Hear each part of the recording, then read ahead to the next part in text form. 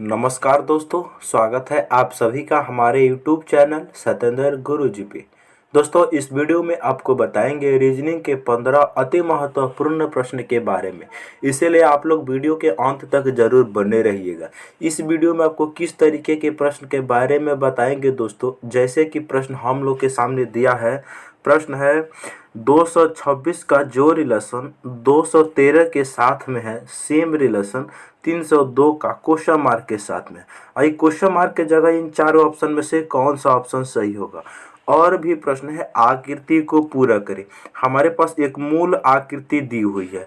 इस आकृति में ये जो क्वेश्चन मार्क है, इसके जगह पर इन चारों ऑप्शन में से कौन सा ऑप्शन को रखा जाएगा। और भी प्रश्न है, श्रृंखला को पूरा करें। हमारे पास एक सीरीज दी हुई है 8, 27, 135 और 343। यहाँ पर क्वेश्चन मार्क के जगह पे कौन सा नंबर आएगा यही बताना है हम लोगों का, ठीक है। और ये पार्ट नंबर हम लोगों का 51 है दोस्तों, देख रहे हैं। पार्ट नंबर हम लोगों का 51 है दोस्तों। जिसने पार्ट नंबर 50 तक नहीं देखे हैं तो इस चैनल के वीडियो सेक्शन में जाकर जरूर देख लीजिए, क्योंकि सारे पार्ट मोस्ट इम्पोर्टेंट और रिपीटेड प्रश्न का है, ठीक है। तो आइए दोस्तों, देखते हैं पहले नंबर प्रश्न से। पहला नंबर प्रश्न आप लोगों का मिरर इमेज से लिया गया, यानी दर्पण प्रतिबिंब से लिया गया है। क्या क्वेश्चन कह रहा है, ध्यान से देखें। कह रहा है क्वेश्चन दर्पण प्रतिबिंब ज्ञात करें। हमारे पास देखो एक यहाँ पर वर्ड लिखा हुआ है, इनका दर्पण प्रतिबिंब बनाना है कि कैसे होगा। तो मेरे दोस्त, आपको मैं एक चीज़ बताता हूँ कि दर्पण प्रतिबिंब में एक्चुअल होता है क्या, कि इसमें बायां और दायां आपस में चेंज हो जाते हैं, ठीक है। टॉप एंड बॉटम ऊपर और नीचे ये सेम रहते हैं। इस पॉइंट को ध्यान में रखेंगे।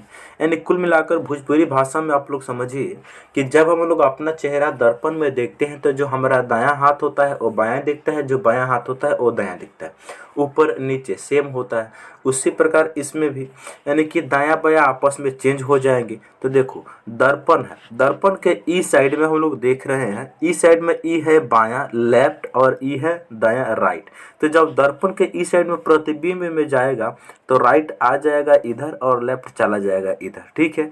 ऐसे इसका प्रतिबिंब बन जाता है। तो यहाँ पर देखेंगे सबसे पहले ई है तो सबसे पहले ई बनेगा, ई कुछ इस प्रकार से बनेगा। तो जिस ऑप्शन में ई नहीं है वो ऑप्शन ही गलत। ऑप्शन नंबर बी गलत, क्योंकि ई से शुरू नहीं है। ऑप्शन नंबर डी गलत, क्योंकि ई लेटर से शुरू नहीं है, ठीक है। उसके बाद हमारे पास दो ऑप्शन बचे। उसके बाद मेरे दोस्त भी बनेगा, फिर जाके आई बनेगा, उसके बाद एस आई से बनेगा। इस ये देखो कि चार लेटर किस में सेम दिख रहा है। यहाँ पर ई भी आई है, लेकिन आई के बाद यहाँ पर एन दे दिया है, देख रहे हैं। आई के बाद एस आना चाहिए तो आई के बाद एन नहीं हो सकता, इसीलिए ऑप्शन सी भी गलत हो गया, ठीक है। तो कुल मिला के हमारा राइट आंसर हो गया ऑप्शन नंबर ए सही, ठीक है। ऐसे बनाते हैं मेरे तो हमें पूरा भी बनाने की बिल्कुल आवश्यकता नहीं है। तुम चाहो तो अपने सहूलियत के लिए इसको बना भी सकते हो, चेक करने के लिए, ठीक है। लेकिन हम टाइम अपना खराब काहे करेंगे। अगले क्वेश्चन की ओर अब हम लोग बढ़ेंगे। अगला क्वेश्चन है 2 नंबर। कोई व्यक्ति किसी बिंदु से चलना प्रारंभ करके पूर्व की ओर 5 किलोमीटर चलता है और फिर दाएं मुड़कर 3 किलोमीटर चलता है। पुनः वह दाएं मुड़कर फिर चलता है। अब उसके मुंह के सामने कौन सी दिशा है। देखो सबसे पहले मैं डायरेक्शन आपको बताता हूँ। डायरेक्शन जब भी हम लोग पेपर पे बनाते हैं मेरे दोस्त, तो हम लोग कैसे बनाते हैं, ध्यान से देखिएगा। पेपर पे हमेशा ऊपर में उत्तर होता है, और जब ऊपर में उत्तर हो गया तो उसका अपोजिट दक्षिण होता है। तो नीचे तो दक्षिण होना मजबूरी हो गया, ठीक है। नीचे में दक्षिण होना मजबूरी हो गया, ये बात को समझ रहे हैं। अच्छा, हमेशा अपने दाहिने तरफ पूर्व लेना है, हमेशा अपने दाहिने तरफ पूर्व लेना है। अब पूर्व का अपोजिट हो जाएगा पश्चिम। इस डायग्राम को मद्देनजर रखते हुए इस क्वेश्चन को तुम सॉल्व करो। क्वेश्चन क्या कहता है, ध्यान से देखो। कोई व्यक्ति किसी बिंदु से चलना प्रारंभ करके पूर्व की ओर 5 किलोमीटर जाता है। कोई व्यक्ति पूर्व की ओर कितना जाता है, तो 5 किलोमीटर जाता है। पूर्व की ओर कितना जाता है, तो 5 किलोमीटर जाता है, तो 5 लिख लेंगे। उसके बाद फिर वह दाएं मुड़कर 3 किलोमीटर जाता है। इसके बाद वो दाएं मुड़ता है। दाएं किधर होगा, जब कोई व्यक्ति पूर्व दिशा में जा रहा होता है तो उसका जो दायां होता है वो नीचे की तरफ होता है, यानी नीचे की तरफ वो मुड़ता है। कितना जाता है, 3 किलोमीटर जाता है, अच्छी बात है। उसके बाद क्या कर रहा है पुनः दाहिने मुड़कर फिर चलता है। यानी अब कोई व्यक्ति नीचे की तरफ जा रहा होता है और डायरेक्शन में नीचे कौन सी दिशा होती है, दक्षिण। नीचे की तरफ जा रहा होता है तो उसका दायां होता है ईस्ट साइड में और उसका बायां होता है ईस्ट साइड में, ठीक है। क्योंकि जब नीचे की तरफ कोई व्यक्ति जाता है तो हमारा जो दाहिना हाथ है ना वो उसका बायां हाथ हो जाता है और जो हम लोगों का बायां हाथ है उसका दाहिना हो जाता है। तो दाएं मुड़ता है तो दाएं कुछ इस प्रकार से इधर मुड़ेगा। अब यही पूछ रहा है कि उसका मुख अब कौन सी दिशा में, इधर कौन सी मुख, उसका कौन सी दिशा में मुख है। तो ये बताइए मेरे दोस्त, यहाँ से उसने पूरब की ओर चलना शुरू किया था, दाहिने मुड़कर 3 किलोमीटर चला, फिर से वो अपने दाहिने मुड़कर वो फाइनली जा रहा है। तो अब बताइए इधर कौन सी दिशा होती है मेरे भाई, इधर कौन सी दिशा होती है, देखो इधर कौन सी दिशा होती है, ध्यान से देखो इधर कौन सी दिशा होती है मेरे भाई, तो इधर पश्चिम दिशा होती है। इसका राइट आंसर ऑप्शन सी हो जाएगा, ठीक है। ऐसे बनाते हैं मेरे दोस्त इस प्रकार के प्रश्न को। तो मैं उम्मीद करता हूं कि आप लोग इस क्वेश्चन को जरूर समझ लिए होंगे। अब हम लोग बढ़ेंगे अगले क्वेश्चन की तरफ। अगला क्वेश्चन है 3 नंबर, वह शब्द चुनिए जो दिए गए शब्द के अक्षरों का प्रयोग करके नहीं बनाया जा सकता। देखो हमारे पास 4 ऑप्शन दी गई है, इन चारों ऑप्शन में से कौन सा ऑप्शन है जो इस वर्ड में नहीं मौजूद है। तो इसमें करते क्या है, फाइनली हम लोग इसमें जितना भी लेटर है ना सारे लेटर इसमें होना चाहिए तब उसको हम बना सकते हैं। लेकिन इसमें क्या, अगर एक भी लेटर ऊपर में मौजूद नहीं है उसी ऑप्शन को हम नहीं बना सकते। देखो तो चेक करते हैं बारी बारी से सारे ऑप्शन को। REC, ऊपर में REC है, बिल्कुल है। उसके बाद ITE, ऊपर में I है, बिल्कुल है। T है, E है, इसका मतलब इसको तो हम बना सकते हैं। अच्छा PART, ऊपर में P है, बिल्कुल है। उसके बाद A है, बिल्कुल है। उसके बाद R है, बिल्कुल है। उसके बाद T है, इसका मतलब इसको भी हम बना सकते हैं। अच्छा ऑप्शन हम C को चेक करेंगे, READ, RE, उसके बाद A, उसके बाद कहीं D है, बिल्कुल D है, इसका मतलब इसको भी हम बना सकते हैं। ऑप्शन नंबर D को जब सारे ऑप्शन को बना सकते हैं तो बचा क्या, ऑप्शन डी। इसी ऑप्शन को हम नहीं बना सकते।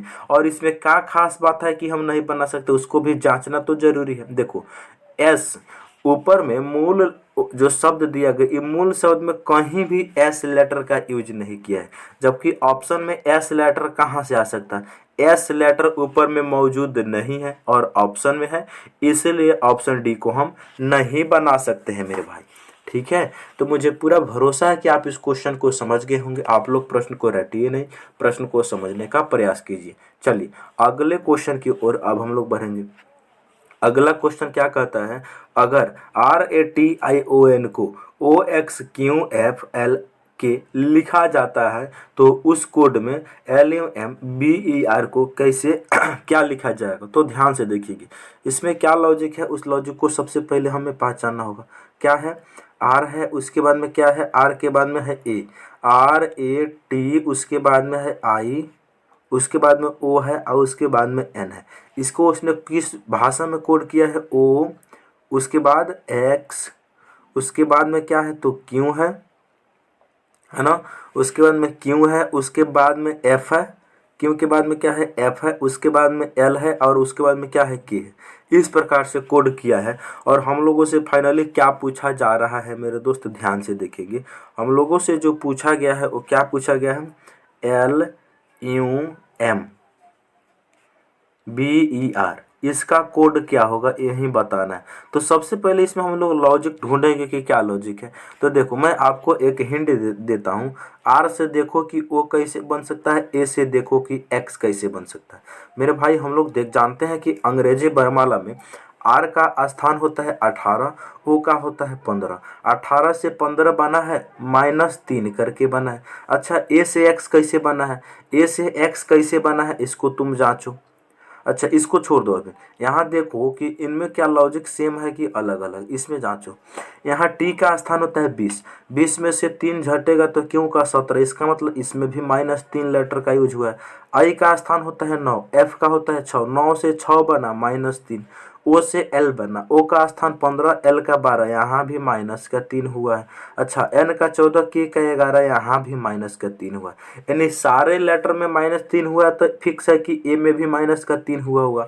और A में -3 करने से X कैसे आता है, देखो ए में से -3 करने पर कितना बचेगा, ए का स्थान होता है 1, 1 में से 3 जाएगा -2 बचा, लेकिन -2 पे कोई लेटर होता नहीं है, तो इस -2 को हम फाइनली 26 में से घटाते हैं। 26 -2 कितना हो गया मेरे भाई, 24 हो गया। और 24वें स्थान पे कौन सा लेटर होता है, तो एक्स होता है, उसी एक्स को लिखा गया है। सिमिलरली यहाँ पर भी हम सेम लॉजिक को लगा देंगे। चलिए सेम लॉजिक को यहाँ पर भी हम लगा देंगे। सारे लेटर में -3 कर देना है, बस कुछ तो नहीं करना, सारे में -3 कर देना है। करते हैं, सारे लेटर में -3 करेंगे। एल में -3, सारे लेटर में ही -3 कर देना है, बस कुछ तो और भी करना है, सारे लेटर में ही -3 कर देना है। चलो तो यहाँ पर एल का स्थान 12 होता है, 12 में से 3 घटेगा तो 9 बचेगा, और 9वें स्थान पे जो लेटर होता है मेरे भाई आई होता है। ठीक है, उसके बाद यू, यू का स्थान 21 होता है, 21 में से 3 घटेगा तो कितना बचेगा मेरे भाई, 18, और 18वें स्थान पे जो लेटर होता है वो आर होता है। एम, एम का स्थान होता है 13, 13 में से 3 जाएगा कितना बचेगा, 10 बचेगा, और 10वें स्थान पे कौन सा लेटर होता है, तो जे होता है। उसके बाद बी, बी -3 यहाँ भी सेम लॉजिक लगाना पड़ेगा, बी-3, बी का स्थान होता है 2, 2 में से 3 घटेगा माइनस का तो -1 बचेगा, और -1 पे कोई लेटर होता नहीं है, तो फिर से इसको 26 -1 कर देते हैं, तो 26 -1 करेंगे 25, अब 25वें नंबर पे कौन सा लेटर होता है, इसका मतलब ओ आई होता है, तो यहाँ पर ओ आई आ जाएगा। ठीक है, उसके बाद यहाँ पर ई का स्थान 5, 5 में से 3 जाएगा 2, और दूसरे स्थान पे लेटर जो होता है मेरे भाई वो बी होता है। ठीक है, अगला देखेंगे आर का स्थान 18, 18 में से 3 जाएगा 15, और 15वें स्थान पे जो लेटर होता है वो ओ होता है। कुल मिलाकर इसका राइट आंसर हो जाएगा IRJYBO, और इस ऑप्शन को ऑप्शन नंबर डी में रखा गया है इसे। ठीक है, इसीलिए इसका राइट आंसर ऑप्शन डी हो जाएगा मेरे भाई। ठीक है, तो मैं उम्मीद करता हूँ कि आप लोग इस क्वेश्चन को जरूर समझ लिए होंगे। अब हम लोग बढ़ते हैं अगले क्वेश्चन की तरफ। अगला क्वेश्चन है 5 नंबर, ध्यान से देखिएगा। 7 लड़कियां PQRSTU और भी एक गोल मेज के परितः केंद्र की ओर अभिमुख होकर बैठी है। ठीक है, और एक गोल मेज का मतलब हो गया एक गोलाकार क्या है, टेबल, मेज मतलब टेबल है। जैसे यहाँ पर देख रहे हैं हम लोग, इस प्रकार से गोलाकार एक क्या है, टेबल है। इस टेबल पर 7 लड़कियां बैठी हुई है, फाइनली 7 लड़कियां बैठी हुई है, तो सातों लड़कियां को तुम्हें एक साथ तो बैठाना पड़ेगा। सबसे पहले सातों लड़कियां को तुम्हें एक साथ बैठा दो इस पे, और उसके बाद तुम करो क्या मेरे दोस्त, एक एक बारी बारी से सारे को बैठाओ। पहला हो गया, ये दूसरा हो गया, ये तीसरा हो गया, ये चौथा हो गया, ये पांचवा हो गया, ये छठा हो गया, और एक सातवां व्यक्ति हो गया, और सभी के सभी केंद्र की तरफ मुँह करके बैठे हुए हैं। अब देखो मेरे भाई, यहाँ पर बारी बारी से सारे को तुम बैठाओ। यहाँ से क्वेश्चन शुरू हो रहा है, क्या कर रहा है, क्यों आर के दाएं तीसरे स्थान पर बैठी है, जो क्यों है आर के दाएं तीसरे स्थान पर बैठी है। तो मेरे दोस्त सेटिंग अरेंजमेंट के प्रश्न में पहले व्यक्ति को हम अपने मर्जी से कहीं भी बैठा सकते हैं, कोई जरूरी नहीं है कि यहाँ भी बैठे, जहाँ मन करे वहाँ बैठा दो। क्या कहता है क्वेश्चन, कहता है क्यों आर के दाएं, क्यों आर के दाएं तीसरे स्थान पर बैठी है। जो क्यों है आर के दाएं तीसरे स्थान पर बैठी है, तो मान लो हम आर को यहाँ बैठाते हैं। आर के दाएं तीसरे स्थान पर कौन बैठा है, क्यों, एक आर का, अब आर यहाँ बैठ गया, आर का चेहरा केंद्र की तरफ है तो इधर हो जाएगा इसका दायां, तो आर के दाएं तीसरे स्थान पर क्यों बैठा, 1 2 3, तीसरे स्थान पर क्यों यहाँ पर बैठ जाएगा, अच्छी बात है। आगे प्रश्न करते हैं, यहाँ से देखो, भी पी के दाएं तीसरे स्थान पर बैठी है, लेकिन भी तो इसमें है नहीं, तो भी को तो हम अलग से हिंट के रूप में छोड़ देते हैं। आगे क्वेश्चन क्या कर रहा है, यहाँ से पढ़िए, इस पॉइंट को छोड़ दो क्योंकि इन दोनों आर और क्यू से लिंक नहीं किया। यहाँ से पढ़ो, टी क्यू के दाएं बगल में बैठा है, जो टी है वो क्यू के दाएं बगल में बैठा है, जो टी है क्यू के दाएं बगल में बैठा है। क्यों यहाँ बैठा है तो इसका दाएं हो जाएगा इस साइड में, तो क्यू के दाएं बगल में कौन बैठा है, टी बैठा है, तो टी आ जाएगा यहाँ पर। आगे पॉइंट कहता है एस, एस आर के बाएं बगल में बैठा है, जो एस है आर के बाएं बगल में बैठा है, तो आर का बायां इस साइड में हो जाएगा, तो एस आ जाएगा यहाँ पर। ठीक है, एस आर के बाएं बगल में बैठा है। और एक पॉइंट ध्यान से यहाँ पर ऊपर तुम छोड़े तो उस पॉइंट का तुम यूज करके देखो, भी पी अभी भी लिंक नहीं करेगा, उसको अभी उसी तरह रहने दो। एक पॉइंट यहाँ पर हो, आर और पी के बीच में यू है, आर और पी के बीच में यूँ है, आर और पी के बीच में यूँ है, तो आर और पी यहाँ भी आ सकता है और पी यहाँ भी आ सकता है। ठीक है, अगर हम पी को यहाँ बैठाते हैं तो पी और आर के बीच में, पी और आर के बीच में यूँ नहीं आ सकता क्योंकि एस बैठ चुका है। तो इसका मतलब गारंटी है, इसका मतलब गारंटी हो चुका है कि पी यहाँ पर बैठेगा, और जब पी यहाँ पर बैठेगा तो पी और आर के बीच में यूँ यहाँ पर बैठ जाएगा। अच्छी बात है। अच्छा, जब यहाँ पर बैठ जाएगा तो आगे पॉइंट क्या है, एक हमने छोड़ा था कि भी पी के दाएं तीसरे स्थान पर बैठा है, भी पी के दाएं तीसरे स्थान पर बैठा है, तो 1 2 3 तीसरे स्थान पर भी यहाँ बैठ जाएगा। भी पी के दाएं तीसरे स्थान पर बैठा है तो भी को हमने यहाँ पर बैठा दिए। अब प्रश्न हम लोगों से क्या पूछा गया है, एस और टी के बीच में कौन बैठा है। क्वेश्चन पूछा गया है कि एस और टी के बीच में कौन बैठा है। एस यहाँ पर है और टी यहाँ पर है, इन दोनों के बीच में कौन बैठा है भाई, तो इन दोनों के बीच में भी बैठा है। इसका राइट आंसर ऑप्शन भी। ठीक है, ऐसे बनाया जाता है मेरे भाई। तो मैं उम्मीद करता हूं कि आज के बाद इस प्रकार के प्रश्न आपको कभी भी गलत साबित नहीं करेंगे, सारे क्वेश्चन को तुम सही करोगे। अगले क्वेश्चन की ओर अब हम लोग बढ़ेंगे। अगला क्वेश्चन क्या है, पैसा का जो रिलेशन बटुआ के साथ में सेम रिलेशन तीर का क्वेश्चन मार्क के साथ में। अच्छा मेरे भाई, वीडियो को अभी तक आपने लाइक नहीं किए हैं तो लाइक कर दीजिए, और चैनल पर नए हैं तो बिल्कुल सब्सक्राइब करना ना भूलिए। चलिए देखते हैं क्या क्वेश्चन कहता है। पैसा का जिस प्रकार रिलेशन बटुआ से सेम उसी प्रकार तीर का क्वेश्चन मार्क से। तो क्वेश्चन मार्क की जगह इन चारों ऑप्शन में से कौन सा शब्द आएगा। तो हम सभी लोग अच्छे से जानते हैं कि जो पैसा होता है उसे बटुआ में रखा जाता है, जो पैसा होता है उसे बटुआ में रखा जाता है। तो ये बताइए तीर को किस में रखा जाता है मेरे भाई, तीर को तर्कस में रखा जाता है, इसीलिए इसका राइट आंसर ऑप्शन डी। ठीक है, अगला क्वेश्चन क्या है, 226 का जो रिलेशन 213 के साथ में सिमिलरली 302 का रिलेशन क्वेश्चन मार्क के साथ में। तो यहाँ पर क्वेश्चन मार्क की जगह इन चारों ऑप्शन में से कौन सा ऑप्शन आएगा। तो यहाँ सबसे पहले हम लोग इसको जूम करके लिखते हैं। यहाँ पर क्या लिखा है, 226 जो लिखा है इनका जो संबंध है मेरे भाई वो 213 के साथ में है ना।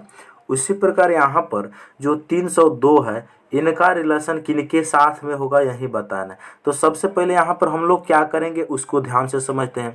यहाँ देखेंगे कि 226 से 213 बनाने के लिए क्या करना होगा। अगर 226 में से हम -13 कर दें तो क्या 213 बन जाएगा, बिल्कुल बन जाएगा। जब इस लॉजिक का प्रयोग यहाँ पर किए हैं तो सिमिलरली यहाँ पर भी इसी लॉजिक को यूज करना होगा। 302 में से -13 करना होगा सिमिलरली। तो 302 में से 13 को जब हम घटावेंगे तो कितना बचेगा मेरे भाई, 2 8 और 9, 2 8 9 289 बचेगा। और 289 को किस ऑप्शन में रखा गया है, तो ऑप्शन नंबर बी में। इसका राइट आंसर ऑप्शन बी हो गया। तो ऐसे बनाया जाता है मेरे भाई। ठीक है, तो मैं उम्मीद के साथ कह रहा हूँ कि आप लोग क्वेश्चन को जरूर समझ लिए होंगे। आपको काफ़ी इम्पोर्टेंट और बढ़िया क्वेश्चन था। चलिए अगला क्वेश्चन 8 नंबर, काफ़ी बढ़िया क्वेश्चन है, इसको आप टिक करेंगे मेरे भाई। ठीक है, बहुत इंपॉर्टेंट प्रश्न है। चलिए तो यहाँ पर क्या लॉजिक है ध्यान से देखेंगे। सबसे पहले 8 है, उसके बाद में क्या है तो 27 है, उसके बाद में क्या है 125 है, बहुत बढ़िया क्वेश्चन है। उसके बाद में क्या है 343 है और बहुत ईजी भी है। ठीक है, 343 है, यहाँ पर क्या है तो क्वेश्चन मार्क। तो ये क्वेश्चन मार्क की जगह क्या आएगा, सबसे पहले देखेंगे कि 8 जो है, 8 क्या है, 8 जो है मेरे भाई वो हम सभी लोग जानते हैं बहुत बढ़िया तरीक़ा से 2 का क्यूब है। हम सभी लोग बहुत ही बढ़िया तरीक़ा से जानते हैं 2 का क्यूब होता है 8। ये बात को आप लोग समझ गए। अच्छा, जो 27 है मेरे भाई वो 3 का क्यूब होता है। जो 27 है ना ये किन का क्यूब होता है, तो 3 का क्यूब होता है। ठीक है, चलेंगे अगला पॉइंट की ओर अब हम लोग बढ़ेंगे। अगला जो पॉइंट है वो पॉइंट क्या कहता है ध्यान से देखेंगे। वो पॉइंट है 125। तो 125 क्या है मेरे भाई, ये 5 का क्यूब है, तो 5 का क्यूब रखेंगे। अच्छा, जो 343 हो वो किन का क्यूब है, वो 7 का क्यूब है।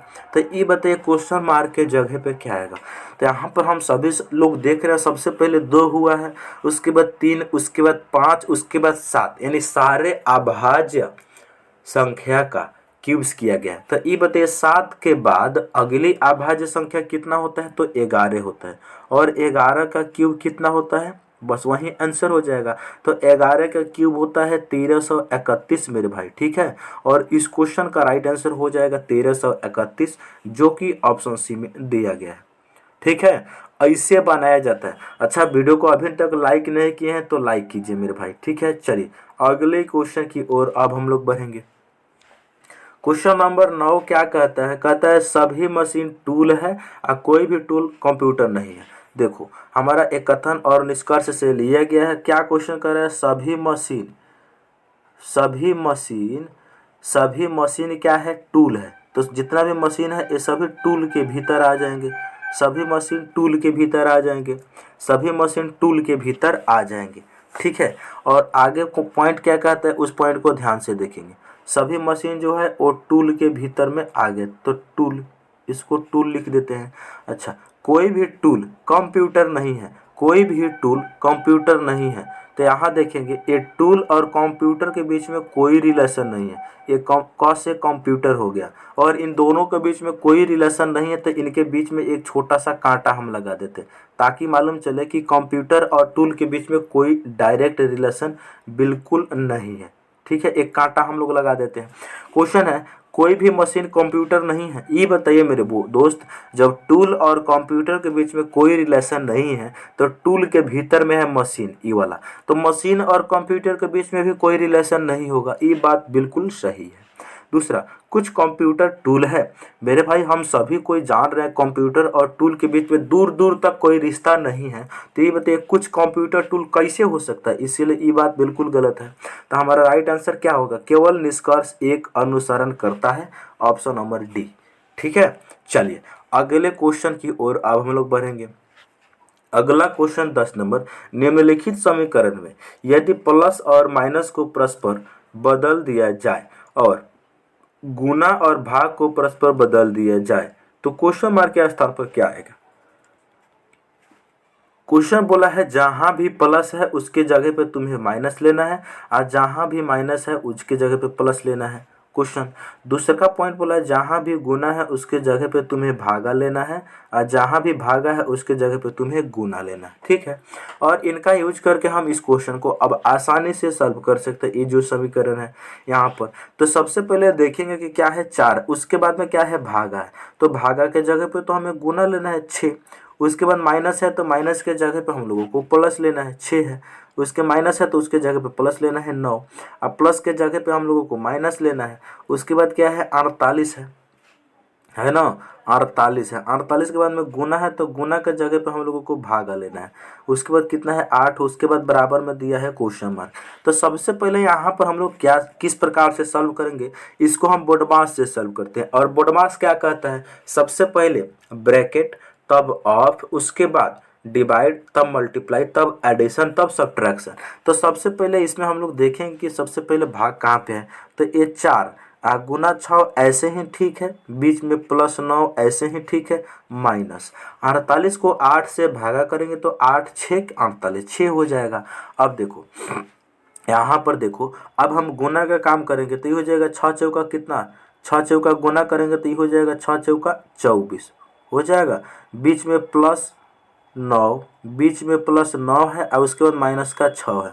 बीच में प्लस का 9 है और उसके बाद माइनस का 6 है। ये बात को आप लोग समझ रहे हैं ना? 6 चौका 24 प्लस 9 माइनस 6। अब हम इनको सॉल्व करेंगे। सबसे पहले इनको हम सॉल्व करेंगे तो प्लस को एक साथ करेंगे, 24 में 9 को जोड़ेंगे तो कितना हो जाएगा 33 हो जाएगा। इस 33 में से माइनस 6 करना है, तो 33 में से माइनस 6 करेंगे तो कितना हो जाएगा, 33 में से माइनस 6 करेंगे तो कितना हो जाएगा मेरे भाई 27 हो जाएगा। और 27 को ऑप्शन नंबर बी में ये रखा गया है। इसका कुल मिलाकर राइट आंसर हो गया ऑप्शन बी, ठीक है। तो ऐसे बनाते हैं मेरे भाई इस प्रकार के प्रश्न को। तो मैं उम्मीद करता हूं कि आप लोग सारे प्रश्न को अच्छे से समझ गए होंगे। अब हम लोग बढ़ेंगे अगले क्वेश्चन की तरफ। अगला क्वेश्चन क्या है, लुप्त संख्या ज्ञात करें। लुप्त संख्या ज्ञात करें। हमारे पास देख रहे हैं यहाँ पर 4/3 की मैट्रिक्स दी हुई है। 4 जो है वो रो में है और 3 जो है वो कॉलम में, देख रहे हैं यहाँ पर। और इनका यूज करके यहाँ पर एक मैट्रिक्स बनाया गया है। यहाँ पर 13 आया है, यहाँ पर 95 आया है, यहाँ पर क्वेश्चन मार्क है। तो इस मैट्रिक्स को कैसे सॉल्व करेंगे?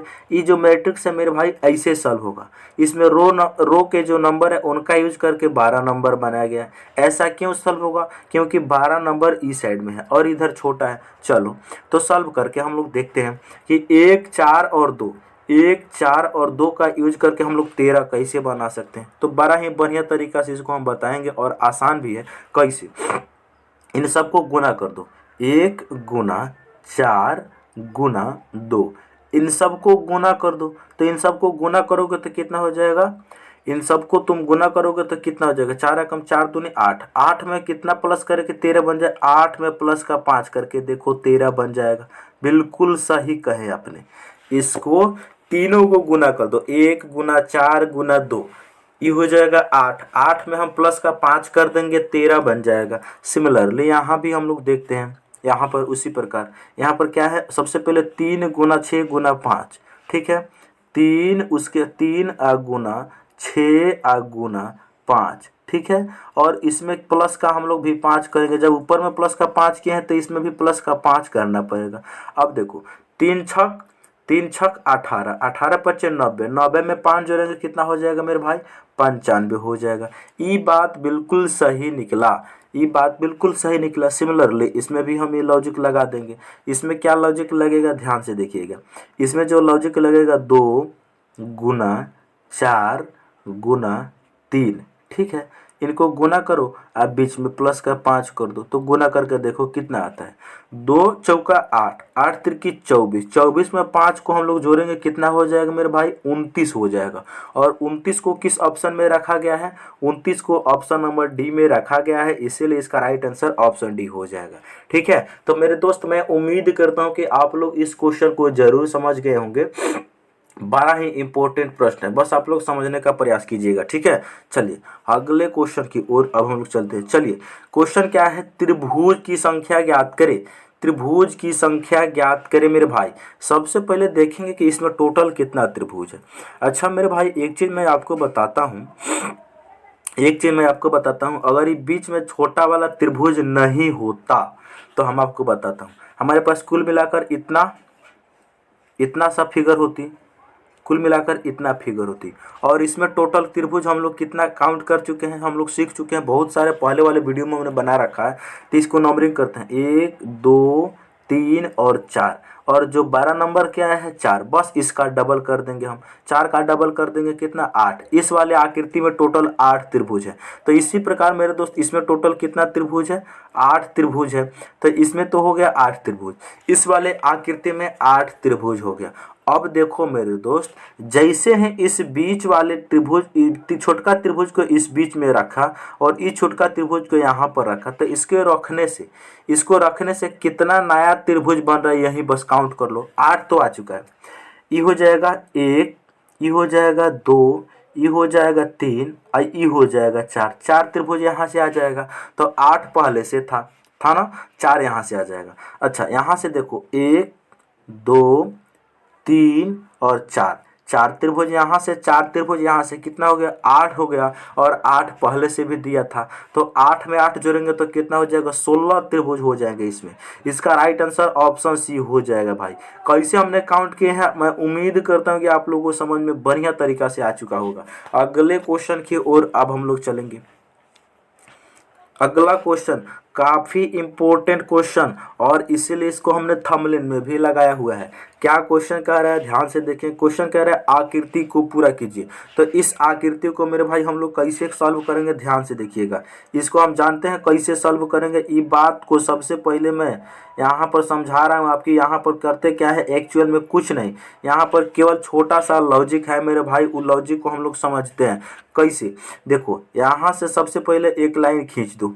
अब इनके अंदर जो जो बन सकता है उसको तुम बनाओ। सबसे पहले जिस प्रकार से बनाया गया है उसी प्रकार से बनाओ। तो सबसे पहले इसमें क्या लॉजिक लगना चाहिए मेरे भाई?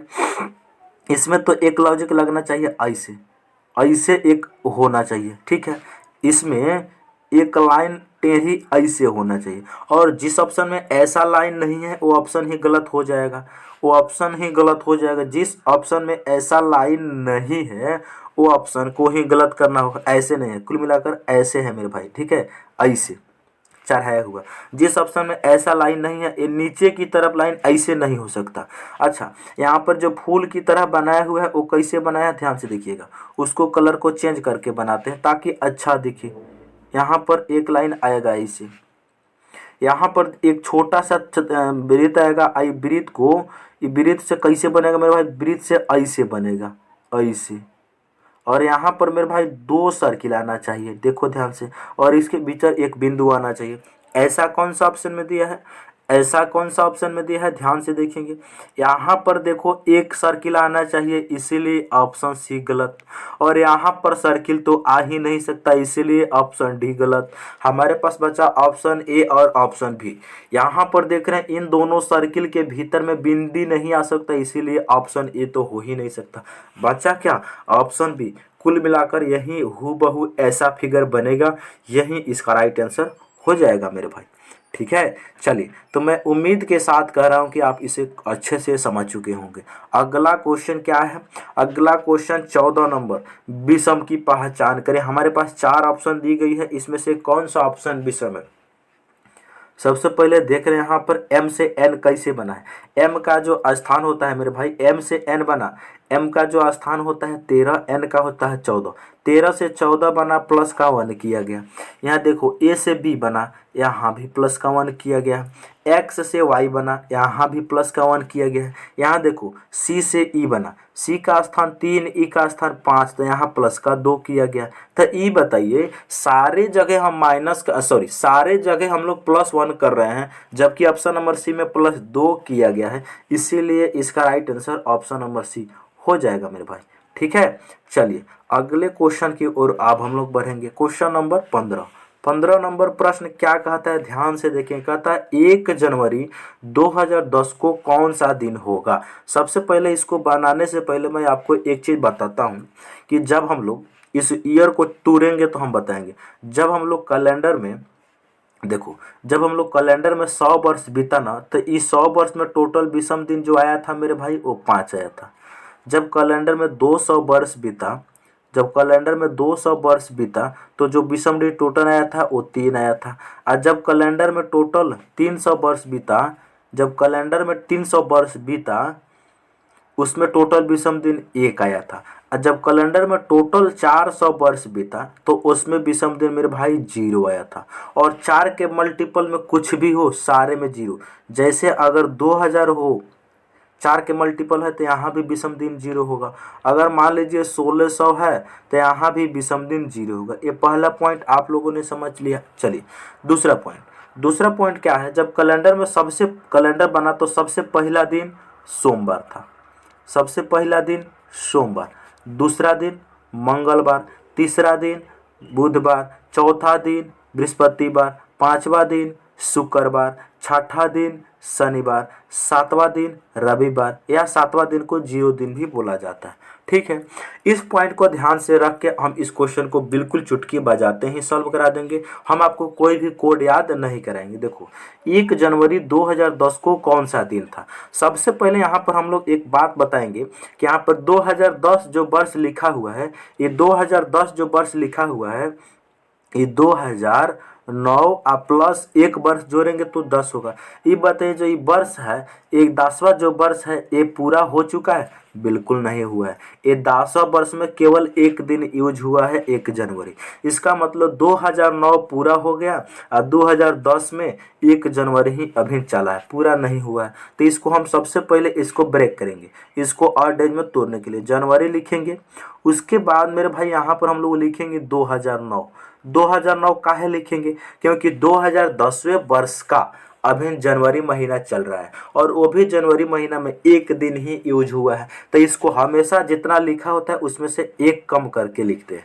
अब हम इनमें विषम दिन टोटल आसानी से काउंट कर सकते हैं। कैसे, जनवरी में कितना दिन दिया गया है, 1। अच्छा, ये 2000 को हम 2009 को ऐसे तोड़ सकते हैं, 2000 अलग कर सकते हैं, प्लस 2000 अलग कर सकते हैं, 9 यहाँ पर कर सकते हैं। आई 9 में आए हुए लीप ईयर को भी हम ऐड करेंगे, ये 9 में आए हुए लीप ईयर को भी ऐड करेंगे। और 9 में आए हुए लीप ईयर को कैसे ऐड करेंगे, यहाँ 2000 में हमने लीप ईयर और ऑड इसीलिए 2000 में तोड़ लिए क्योंकि 2000 वर्ष जब कैलेंडर में बीता ना तो उसमें टोटल विषम दिन कितना होगा, 0 होगा, क्योंकि 4 के मल्टीपल में है, 400 के। केवल तुम काउंट कर लो 9 में कितना विषम, 9 में कितना लीप ईयर आया होगा। लीप ईयर कैसे चेक करते हैं, इसको 4 से भागा देंगे तो 4 दूनी 8, 2 क्या आया, 2 आया भागफल, 2 आया भागफल, तो इसका मतलब 2 विषम दिन होगा। बस इसी को तुम विषम दिन मान, इसी में विषम दिन अब तुम निकाल लो, यहाँ एक ही है। 2000 में टोटल विषम दिन कितना हो जाएंगे, 0।